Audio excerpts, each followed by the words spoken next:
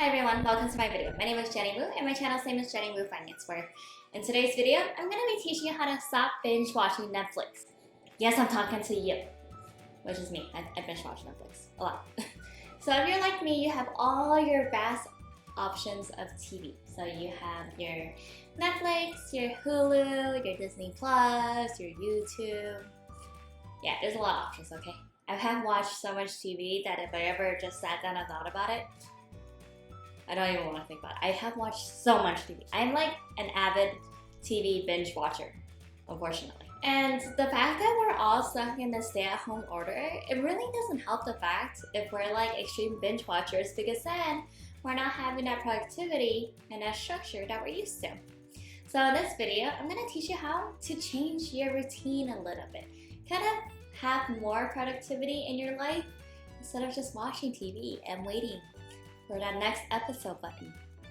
And then when Netflix asks you, are you still watching? You don't get mad at it for asking. You know? For example, if you have a lot of chores piling up and you're watching TV, here's what you're gonna do. After each episode, because I know if you're watching a series or you're watching a movie, after each one, spend 5 to 10 minutes cleaning. So, listen. I would go wash the dishes and load them into the dishwasher and then run it. I say 5 to 10 minutes, but that probably takes like 30 minutes. But yeah, so I do like one task, you know? Or let's say I go get all the laundry and then I put it in the laundry machine and start washing it. One task. Or let's say that you have all your snacks laid out because you've been binge watching TV and binge eating. So clean up your tables. One task, you know? Keep it small, manageable. You can do this. You got this. Next up, if you have a TV in your room, use this to your advantage. Clean your room while you're watching TV. Or put away laundry. Or if you watch TV in your living room, do your dishes while you're watching TV. And I usually play something that I've already seen before, so I'm just listening to it, you know? So it feels like I'm like a part of the story, but I'm actually like in the kitchen washing dishes. I'm being productive and watching TV, okay? It's a win-win. It's freaking great. So yeah, not only am I a binge watcher, I'm a binge rewatcher. I rewatch series I've seen and movies. Probably 50+% of the time I'm watching something I've already seen. And it's just because like I already know I like it, you know, might as well just watch it again. But yeah, I mean that's just great. You just play it and then you're doing something productive at the same time. Another thing I like to do is like video plan or plan my weeks. So I have my journal or planner, and then I'm writing down video ideas while I'm watching TV. For example, editing. Although it's very hard to edit and watch TV because you kind of gotta listen. But yeah, it's just like do more than one thing, okay? Multitask. I know people say don't multitask, but when you're watching TV, it doesn't need your full attention all the time, okay? I'm just saying, it don't need it. It doesn't need it, okay? Okay, this one hurt me so bad, okay? You need to be realistic with yourself. It is a never-ending loop, okay? It doesn't end. For example, I was watching Money Heist on Netflix while I was watching another show. So I just randomly clicked on another show, so it's Money Heist, okay? It said 4 parts. I was like, oh, 4 parts? 4 episodes? I got this. The freaking thing is like 30 episodes per part. So I was like, I don't know, it was so long. I'm not crying, I just need to sneeze. But it was like, I mean, it's a good series, but it said 4 parts, okay? I was not prepared to invest like 2 weeks of my life watching it.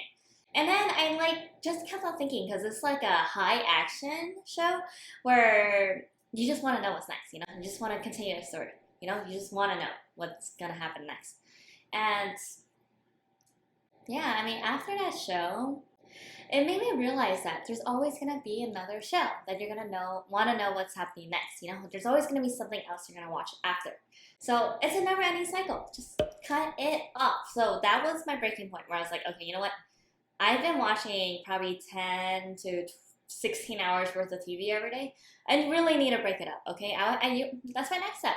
You gotta be realistic. I mean, how much are you actually covering in ground? Like, in terms of like watching TV, if you were to mark it down, like per episode, per show, per movie, how much are you actually watching? I mean, it is mind-blowing. mind-blowing how much I have consumed in terms of like TV media. And our attention spans are so small, you know, it's not like we remember everything. I mean, we watch TV to get the entertainment value out of it, but it provides so little to us, you know? And there's just so many other things you could be doing. For example, chasing your dreams. So something I struggled with last month was kind of finding the motivation to get myself to start filming, because when I kind of hit a roadblock, I kind of dealt with that by just watching TV, you know? And I just kind of like didn't want to think about the fact that I lost my audio for my video that I had planned for like a month, you know? So it was kind of my way of escape. But at the same point, even though it was my way of escape, it wasn't really helping me achieve my dreams. For example, my dream is to become a YouTuber. So me watching TV, it doesn't equate to me following my dreams, if you know what I'm saying. So you just want to focus on your dream, your hobby. So before this quarantine, I was hyper type A and I love to plan everything. I have like 3 different planners and I planned everything by the hour, and now I don't even know what time I'll sleep, what time I'll wake up, and it's been hard not having a structure, you know? So really what brought me back into my regular routine and breaking up that binge watching TV habit was just picking up something that inspired me. So like I said, I used to plan very avidly, and then all I had to do was pick up my planner, and I opened it and I was like, wow. The flooding emotions came back to me. It was like, I used to have structure in my life. And I used to feel so productive. I used to put all my video ideas in there. I used to track my emotions, my sleep, my weight, like everything, you know? I mean, I was on top of it. But it's just like, it really just sparked that passion in me again. Another one is reading. I used to read a lot more before quarantine. Ironically, I chose to watch TV instead of read. So then I picked up a book that I had read already, The Subtle Art of Not Giving an F. And it's so inspiring, you know? I mean, it really makes you realize that your time is limited. And your resources, like your emotional resources, they're very limited. So you really need to focus on what you're going to give your energy to. Especially this quarantine where we have the most time available to us. This is the best time to make your dreams come true. My next tip is, if you are going to be watching TV anyways, watch something that inspires you. So I have so many things that inspire me because I am like a sponge for anything inspirational. So for example, I loved watching like Click with Adam Sandler. Is his name Adam Sandler? Sandler? Like Sands? I don't know what motion that is. For example, I was watching Click, and that was like a movie, spoiler alert if you haven't seen it. I can't imagine you not seeing it, but it's just basically about a guy who's just always on autopilot his whole life and kind of misses the whole opportunity of his life because he was just focused on like that next promotion, or like he just wanted to skip all the bad parts of life, and then he just ended up wasting his entire life just trying to chase those like high moments, you know? And that's something that's really hit hard with me because starting this YouTube channel is really hard, you know? There's a lot of ups and downs and a lot of people who don't support me. It makes me feel like I want to fast forward, you know? I want to fast forward to when I'm successful so I can look back and be like, hey, look, my idea was actually really good, you know? People are responding. But it's hard, you know, when you're at the beginning and you have to put in the work, you have to grind, and you have to create the results that you want, you know? Like, I mean, I'm in charge of my future. No one else is gonna hand me my future. No one else is gonna hand me my future. It's not my friends or my family's job to support me. So I have to do it myself, you know? I have to emotionally carry myself and really become my biggest advocate, because no one believes in my dreams as much as I do. And that's why it's so important that you just want to use your time in a way that makes your dreams come true. Haha, back to the last point. Another movie that is so great is like Up. And it's so good, I'm gonna cry thinking about it. I mean, just the first 2 minutes and that like beginning montage with like Ellie and Carl, it's so cute, you know? And it's so sad because she never got to achieve her dream when she was alive. Oh my god.